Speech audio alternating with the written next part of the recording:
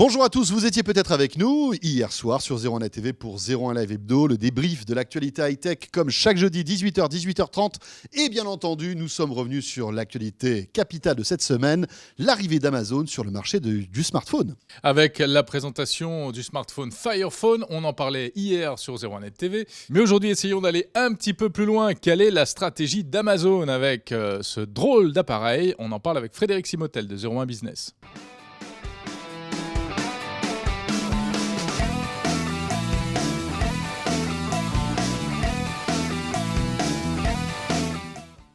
Voilà, Amazon, qui est un grand distributeur, lance son smartphone. Est-ce qu'on peut demain imaginer une Fnac ou même un Best Buy sortir son téléphone aussi? Parce qu'on se rend compte, Frédéric Simotel, qu'aujourd'hui, le smartphone, c'est la porte d'entrée pour acheter. Pourquoi Amazon se lance? Seuls les paranoïaques survivent, disait Andy Grove. Et donc c'est un peu pour ça que Amazon se lance dans ce. Alors moi je vois plusieurs choses dans ce. Alors il faut pas oublier de dire que ça tourne sur Android. Hein. Il s'est pas mis à inventer un nouveau Amazon OS. Voilà, mais c'est un Android customisé. Voilà, on l'a un peu nettoyé. Voilà. On enlève Google Play au fond à droite, Google, sous le tapis. On enlève tout ce qui fait un peu trop Google. Ça c'est la première chose. Moi il y a quelques côtés un peu déceptifs. C'est déjà le prix. $650. Voilà, moi j'aurais vu peut-être un prix un peu moins élevé, notamment pour tous les clients premium d'Amazon. Donc, enfin, il leur offre un an de Prime, hein, le service de contenu, voilà, etc. Mais bon, on aurait pu. C'est d'autant plus étonnant que les tablettes Amazon, qui sont déjà sorties, ne coûtaient pas excessivement cher, étaient plutôt un très bon rapport qualité-prix. Là, c'est pas forcément le cas. Hein. Et alors, que cherche Amazon?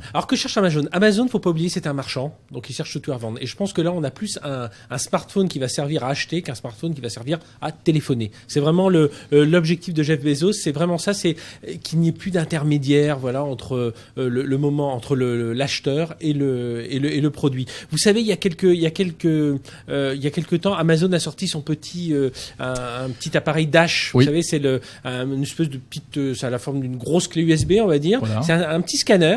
Et lorsque vous êtes devant votre frigo, voilà, vous finissez votre bouteille de lait, vous scannez la bouteille de lait, et puis hop, tout de suite, ça part dans le Amazon Fresh. Alors c'est qu'aux États-Unis pour l'instant, et ça vous recommande les 6 litres de lait qu'il faut au bon moment. C'est génial comme système. Eh bien, moi, j'imagine très bien le lecteur Dash intégré à ce téléphone. Mais c'est ça, c'est l'idée, en fait. Et voilà, donc l'idée, elle est là. L'idée, elle est la première chose, comme l'a dit Christopher, c'est avoir un accès beaucoup plus rapide vers tous les produits Amazon, sur la plateforme Amazon. Donc, voilà, des achats impulsifs, avec cette facilité que l'on a. Vous savez tous, aujourd'hui, si vous avez une Kindle, que vous mettez pas toutes les sécurités qu'il faut, vous téléchargez le livre, enfin, vous aimez le livre, vous appuyez, vous téléchargez, il est déjà chez vous. Il n'y a pas eu de validation, de rentrer son code ou quoi que ce soit. Donc il y a ce premier effet. Et pour moi, il y a un autre effet aussi, c'est que Amazon, là, en se rapprochant du client, va collecter des données et des données et des données. Et Amazon préfère que ce soit lui qui collecte ces données plutôt que son concurrent Google. Donc voilà. Donc alors après, est-ce que d'autres pourraient sortir des téléphones? Pourquoi pas? Amazon, il faut avoir les épaules assez larges, Amazon a cette puissance. Et puis il y a quelque chose qu'il faut pas oublier, c'est qu'Amazon en ce moment a des procès avec Hachette, avec Warner Home Video, avec Bonnier en Allemagne, vous savez, pour tous les contenus. Là, si Amazon commence à distribuer des téléphones, à être puissant sur son marché, ils vont avoir aussi un poids un peu plus important pour aller négocier tous les droits sur ces contenus.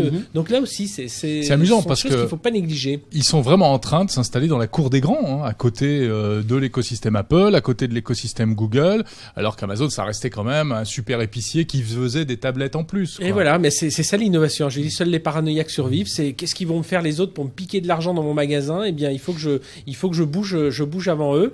On parle aussi que les développeurs lorsqu'ils développent une application sur Amazon, ça leur génère eux un peu plus de revenus que lorsqu'ils développent une application. Alors évidemment pas au volume, parce qu'au volume Apple et Google et Android génèrent beaucoup plus de volume. Mais en tout cas, voilà, aujourd'hui il y a près de 240 000 apps sur Amazon.